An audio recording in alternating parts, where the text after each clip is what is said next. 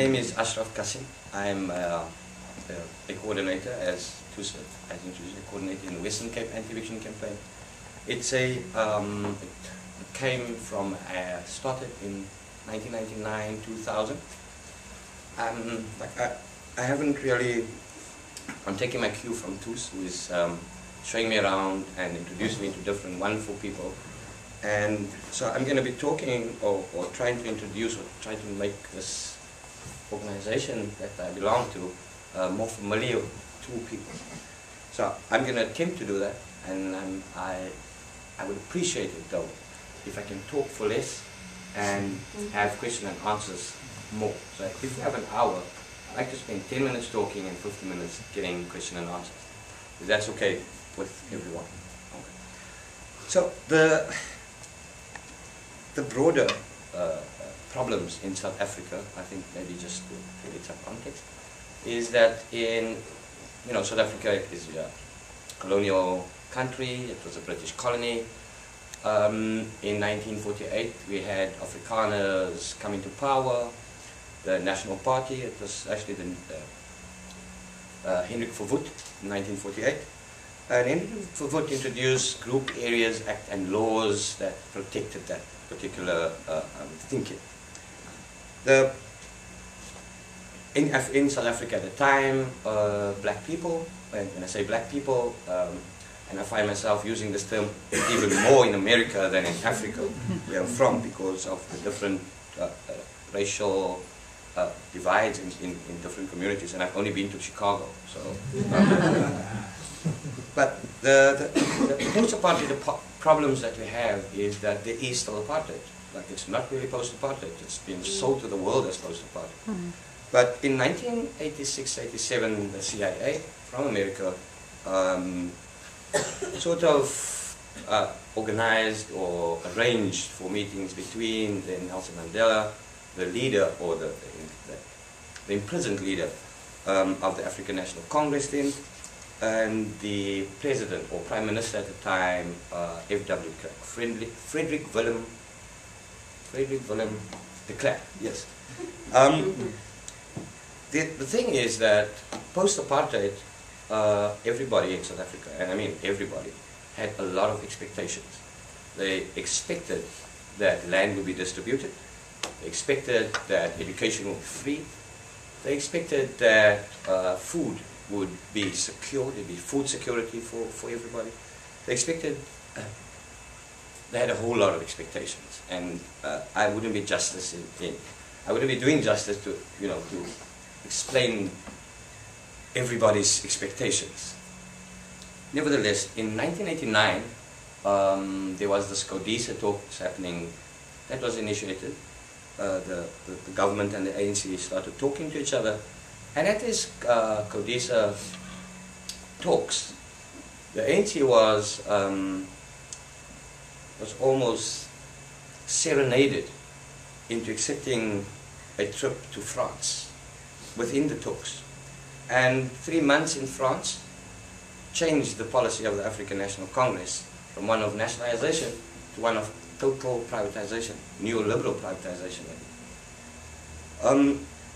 Our communities, the communities that I come from, they didn't know what that would mean.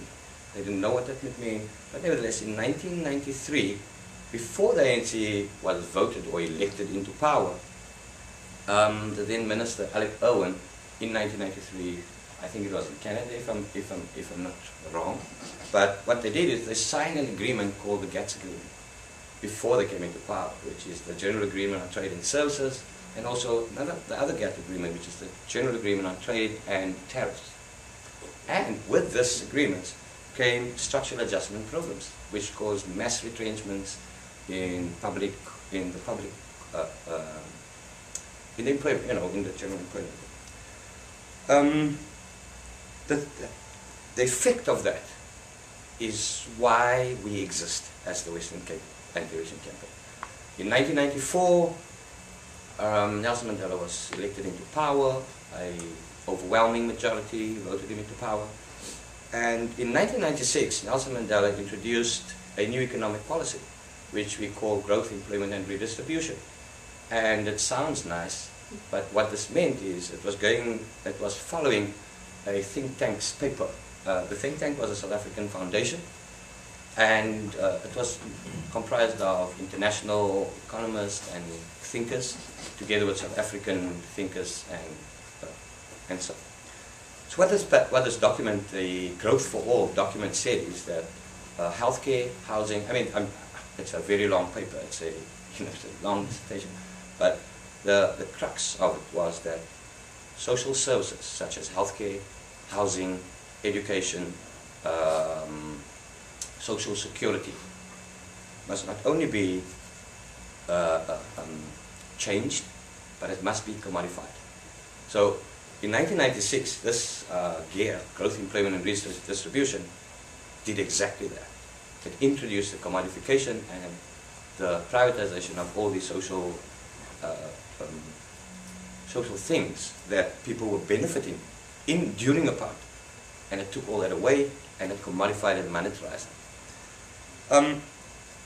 The impact of globalization in our times today might sound crazy, because globalization is this world thing, and how do we, in our ordinary poor communities, how do we relate to that? And we didn't. That's just 4 years after the introduction of the policy. We felt the effect of it by being evicted, by water cutoffs. Children that was at school was no longer willing or no longer happily going to school, because they would be marginalized in school because they couldn't pay school fees. And in a classroom like this, like Jason is sitting there right now, if you didn't pay school fees, you'd be separated almost from the rest of the class, because you weren't paying the money that you're getting education, paying money for the education that you were receiving. So in those cases, children would drop out of school because they weren't feeling comfortable in the class environment. And the anti-eviction campaign, so the anti-eviction campaign started in 1999. In 2000, at a particular eviction of a pensioner who was in a wheelchair actually for more than 7 years, and he managed to help himself out of the wheelchair by himself, by self-motivation and so on. And he was managing to walk, even though he walked in his own animated way, but nevertheless he was walking, he was out of the wheelchair. On the 16th of October of 2000, him and his wife and 3 children and a 2-month-old baby was violently evicted by the sheriff of the court, using a Act 54 of 1944, which is just the Magistrates Court Act, which indicated, even though we had a constitution in 1996, that old laws of apartheid was being used to exercise power, if lack of a better